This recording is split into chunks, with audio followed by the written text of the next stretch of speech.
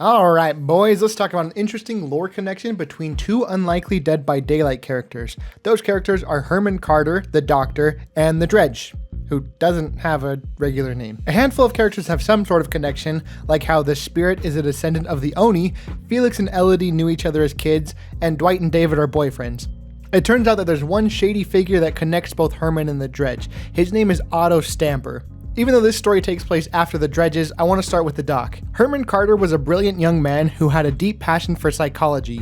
He especially enjoyed the psychology of f***ing with people, as he would play music with subliminal frequencies around the house to manipulate his parents into arguing. He also once attempted to transplant a mouse brain into a rabbit, which...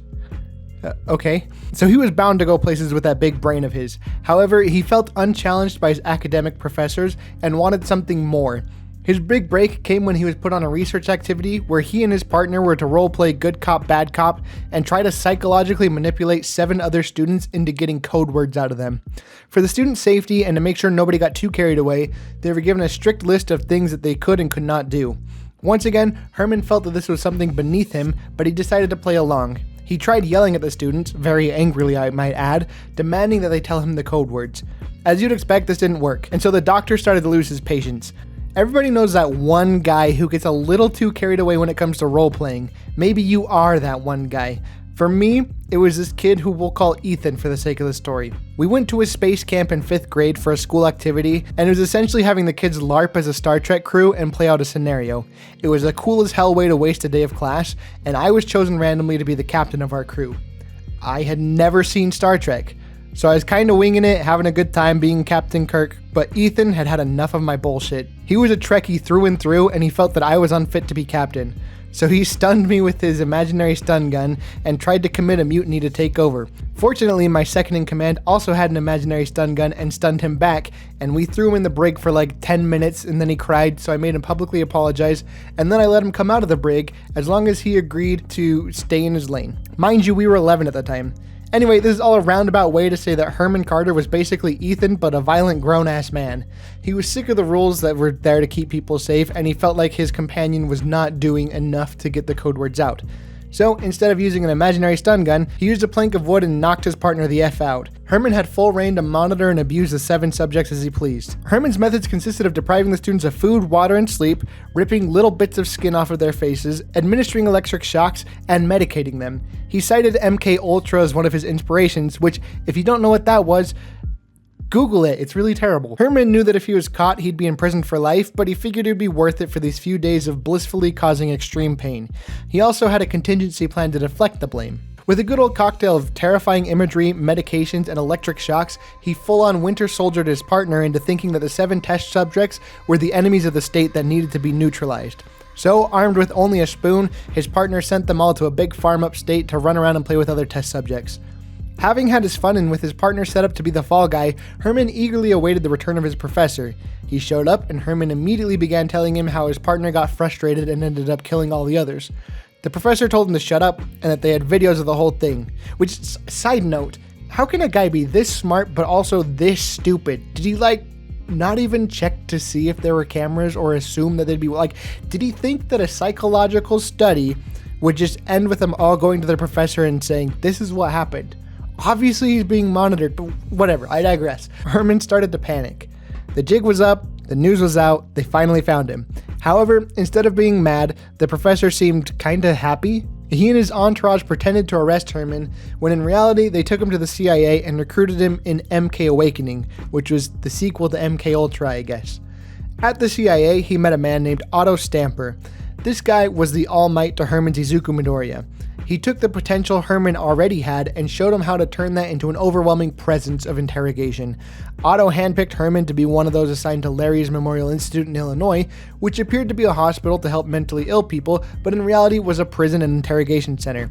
Which, thank goodness it wasn't a real hospital, because their slogans were things like, "Side effects are very rare," "We re-educate our patients with the greatest care," and "Electroconvulsive therapy is one of the safest procedures." You can't make this up, it's literally in the game. Due to his working in a fake hospital and his love of electroconvulsive therapy, Herman Carter earned himself a nickname, the Doctor. One day, communication between the CIA and Larry's went dark. They wondered what had happened and sent some agents to check it out. There they found out that the Doctor had soloed the entire server, hit the gritty, and dipped to never be seen again. All patients and staff were found dead, including Otto Stamper, the Palpatine to the Darth Vader. Otto had had his head peeled open, he was overcharged with electrodes, and he was alive but unresponsive. You might be like, okay, what the hell does this have to do with the Dredge?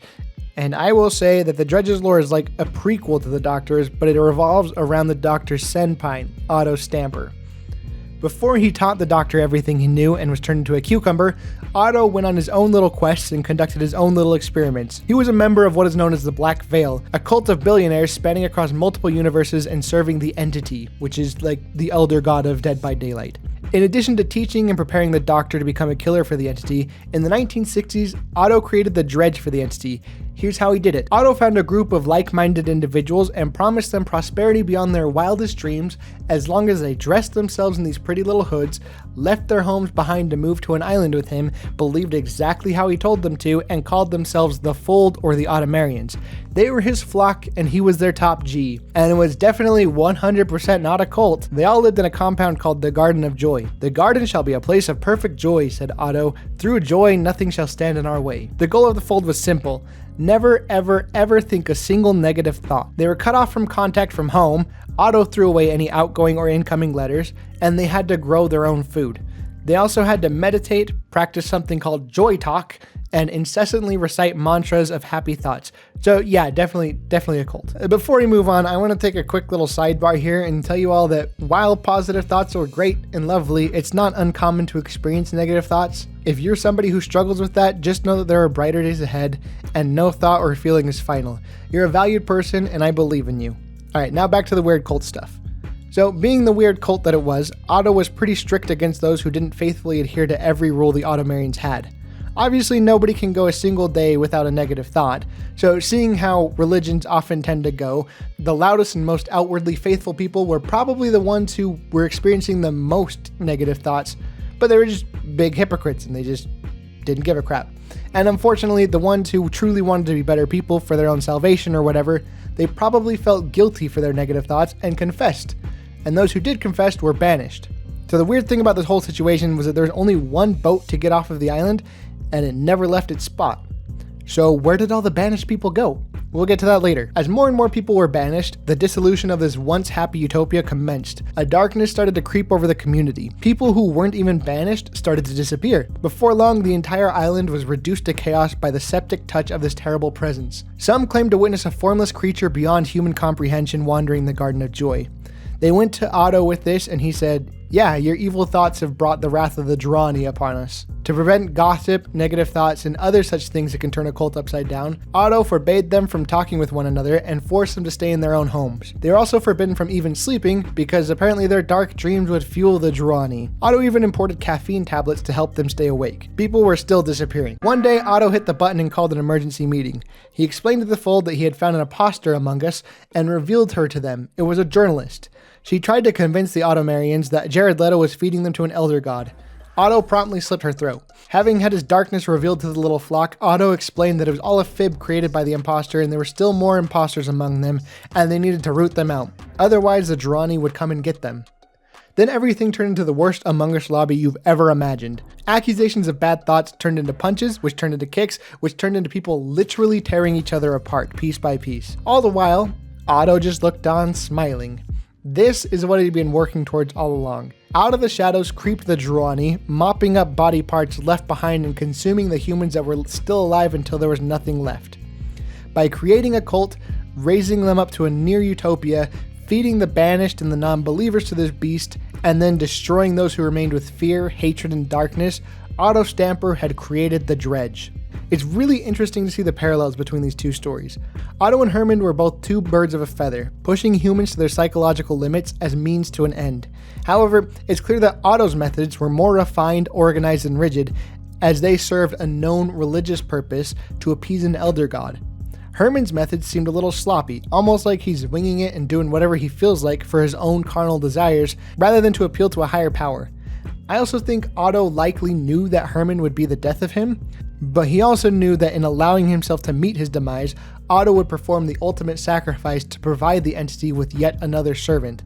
While I think both characters are incredibly interesting in their own right, I really would like to see more of Otto sometime down the line, as his story provides a peek behind the curtain of how the entity interacts with those who follow it because they want to, and not those who follow it because they're being forced to as a killer. So anyway, that's how Otto Stamper went from cult member to cult leader to Among Us lobby organizer to the Doctor's mentor to vegetable. The end.